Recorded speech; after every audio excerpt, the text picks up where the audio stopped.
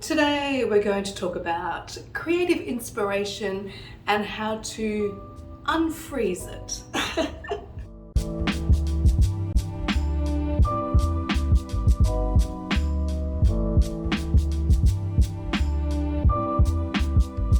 Hello my friends and welcome to another video. If we haven't met before, my name's Michelle.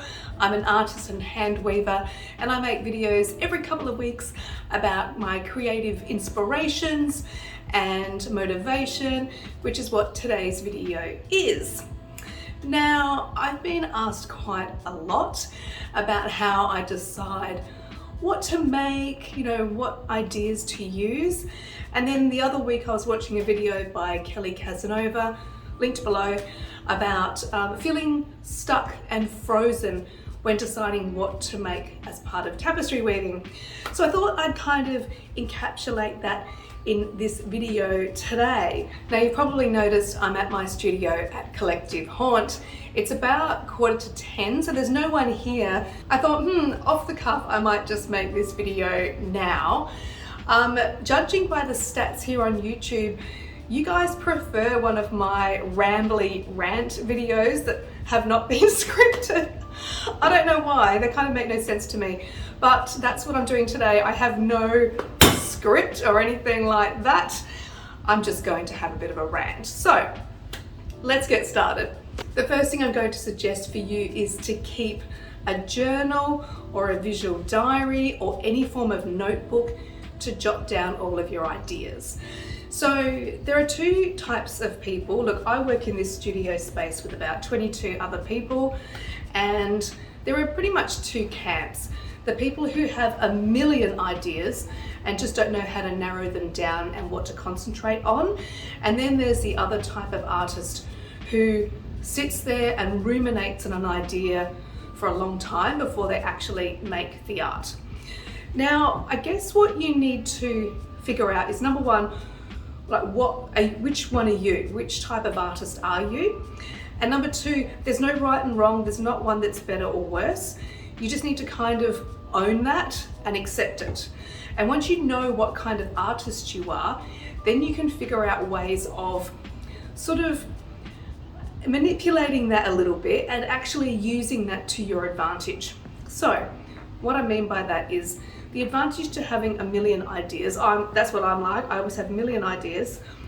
If you write every single thing down, even if they're stupid ideas, even if you don't know how you're going to do it, writing them down actually sort of stores them away in a notebook. You never need to show anyone. And one day that might formulate into a proper idea that you can work on. So the idea for Larry the Lobster up there, I had photos taken for years before I actually figured out how I could make it. Because I wanted to do the big things in Australia, but in my own style. I just didn't know how to do that. So I wrote them all down. I still got them in a notebook and I revisited them after many years. So that's what you can do if you're someone with too many ideas. Now, if you're someone who thinks they struggle with ideas, the benefit of that is that you probably think of ideas more carefully and more considered. So you don't just rush off and just do the next thing. You actually think about it more. And when you think about it, that's actually an advantage, because usually people like that have more formulated ideas because you've been thinking about them for a long period of time. Now, this is also a personality trait. If you're more impulsive, then you're probably someone who just does things at the spur of the moment. Whereas if you're more of a considered person, it means that you're thinking of the pros and cons of every single idea that you have. If you're like that, still keep a notebook, because you'll be surprised how many things pop into your head while you're making your current piece of art, and you can just jot them down if you've got your notebook handy. I think sometimes people like that do have more ideas than they think. They just get to the stage where they're sitting in front of a blank canvas or an empty loom, and at that very moment they're thinking, I don't know what I'm going to make. I'm frozen and I don't know which idea to do.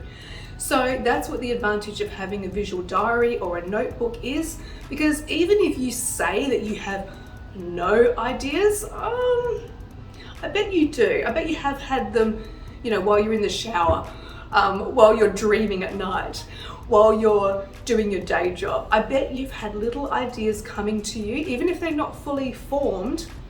And what you need to do is jot those tiny little ideas down. And then when you want to sit down and do your considered designing of your piece, that's when those little ideas can formulate into one fully formed idea. From talking to artists, I think the reason people think they have no ideas is because they expect to have a fully formed, perfect idea. It's almost like a perfectionism thing. It's like you're feeling stuck because you want this perfect, fully formed idea to be already there. And the thing is, that happens rarely. Usually you've got lots of little ideas that you pull together, and then by the time you get to your canvas or your loom or your piece of paper, then you're kind of gathering together all those little ideas in order to make one big idea. Wow, that was a ramble. Look, please let me know in the comments if that's true for you. If you're someone who gets frozen at the very time that you're about to start the piece, comment down below if you mean that you have literally no ideas, or whether you really do have little ideas coming. I bet if you kept a notebook or a visual diary or a journal, I bet you have more ideas than you think you do. And for those of us like me who have a zillion ideas, the benefit to keeping a journal or a visual diary is that you can keep them sort of contained in one space, and you can kind of categorize them in themes. You've noticed probably that I work in themes quite a lot. I don't just do one standalone piece, I usually do a whole series of pieces. And that's because I have so many ideas that I just sort of have a section of my notebook for that particular theme, and then I just jot down all my ideas under that theme. And then I turn the page and I've got another theme, and I jot down all those ideas. And I haven't made all those things yet, and they're not all fully formed, they're just kind of bitsy. And that's fine, because I've got plenty of time while I'm weaving my current piece to think of how these ideas will form. And then I can go back to other themes and add to them as I go. So I guess if you're someone who feels frozen, don't think that people who have lots of ideas have an advantage. Maybe think to yourself that you maybe are more considered, and you are a bit of a perfectionist, and you want it to be fully formed. And just give yourself a break, take some notes, give yourself permission to note down some imperfect ideas. Woo, that's controversial. Give yourself permission. I give you permission. If you need permission, I'll give you permission.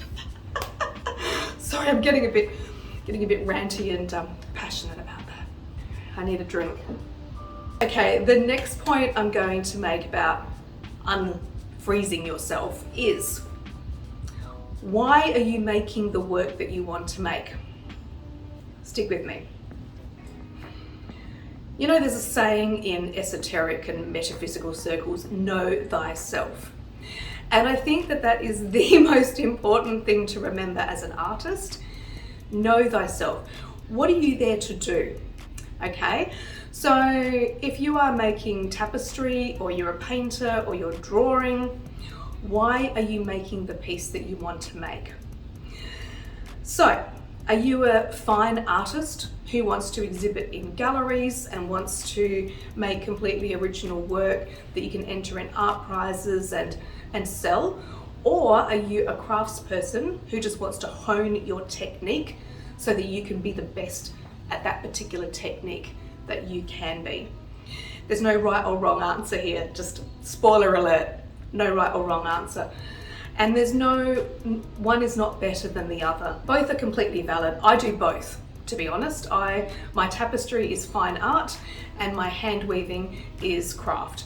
If you want to know the difference between the two, then basically fine art is original artwork that is not reproducible. It comes from here.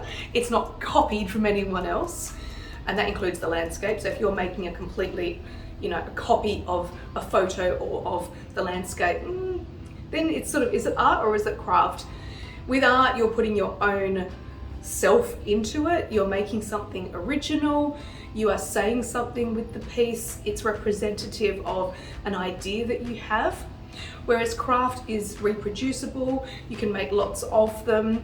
Like my scarves, I use a pattern and I use the loom to make that pattern over and over again. So both are very, very highly skilled, but one is fine art and one is craft. So in the example of tapestry weaving, especially, but you can use this example for painting, drawing, any particular type of medium. Are you doing it for art or craft? Now I think some people think that if you're a painter, then you're automatically a fine artist. I don't believe that's the case. All fine art has craft involved in it. So the technique of painting is a craft. The technique of tapestry weaving is a craft. It's what you do with it that makes it art. But I think, again, with knowing yourself, why are you making the piece that you want to make? Okay, if you're a tapestry weaver and you want to make a tapestry, why are you making that tapestry? Do you want to say something? Do you want this to be an important piece to say something from your soul? Or are you learning the techniques of tapestry weaving and you just want to practice those techniques? The reason I'm asking you this is because two reasons. One, if you are a fine artist and you want to say things and you want to make what's in your heart, then making craft pieces is going to drive you insane. You will hate it.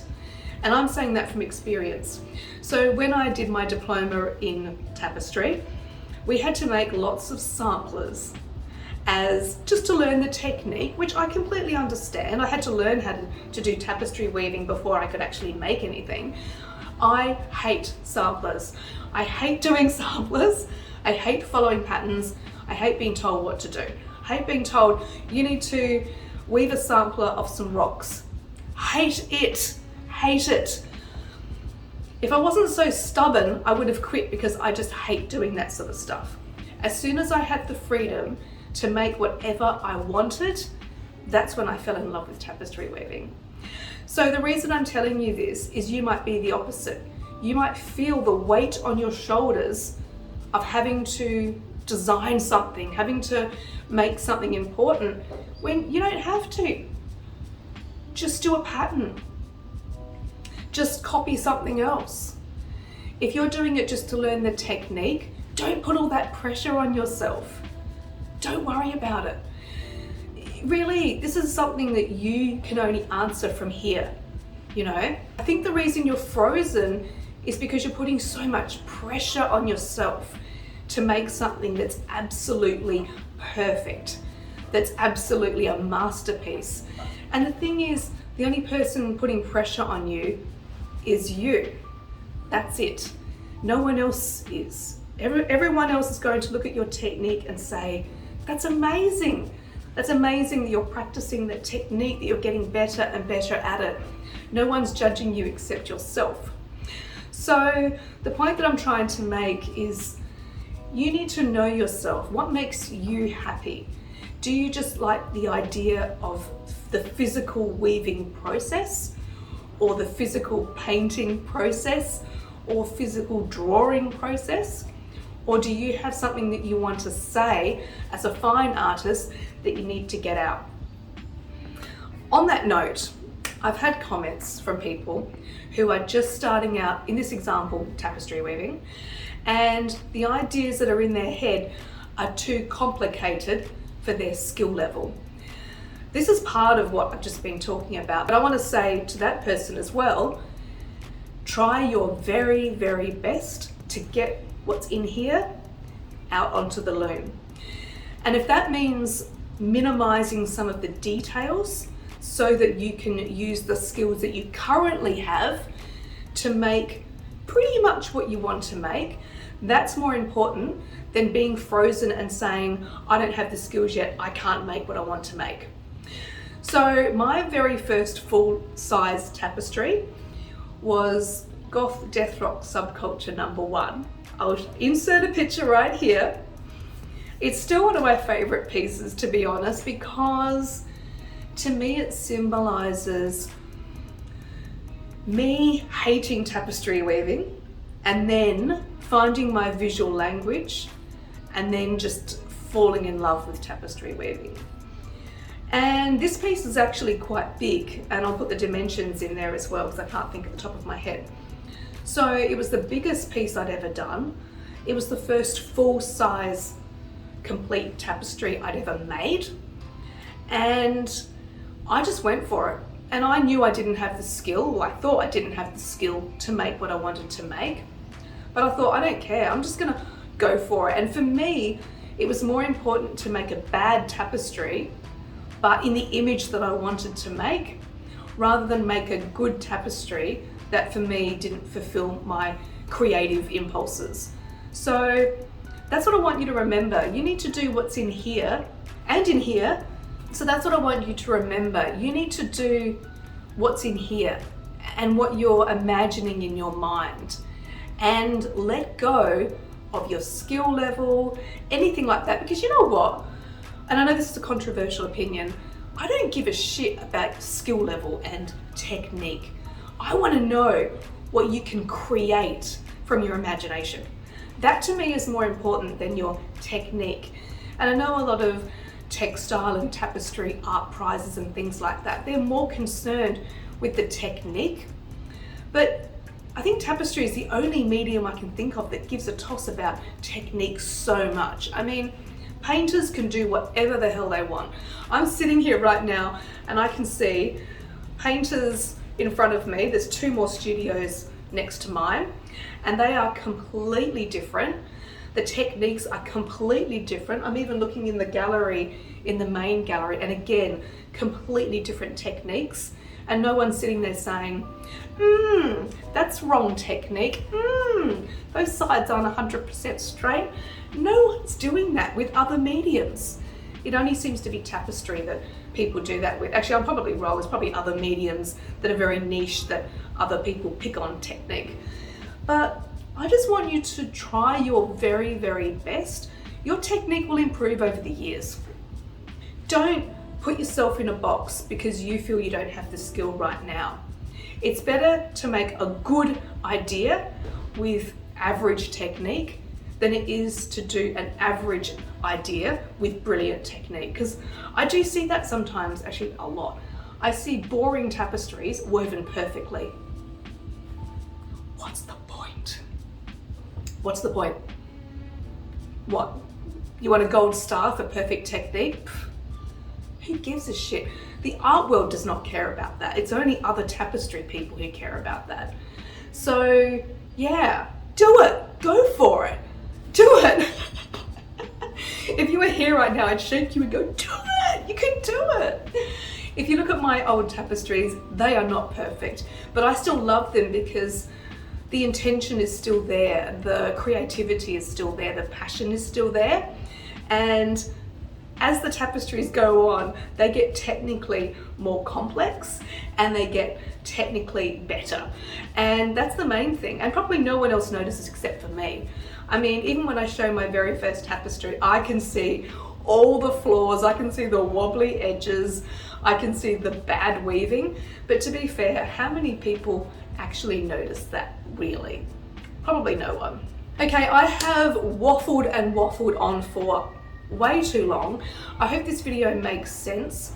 I say that every time. I'm editing and I'm thinking, does this video even make any sense whatsoever? And then you lovely people in the comments say, that makes perfect sense, you explain things so well. So yeah, I'm going to take that to heart. I'm not going to worry about scripting videos because I think that I do a better job just ranting. And then if you've got any more questions or you need me to clarify anything I've said, you can leave them in the comments and then I can do another video. I can do another rambling video. Why not? So thank you so much for joining me. If you got to the end, wow, well done for sticking with me.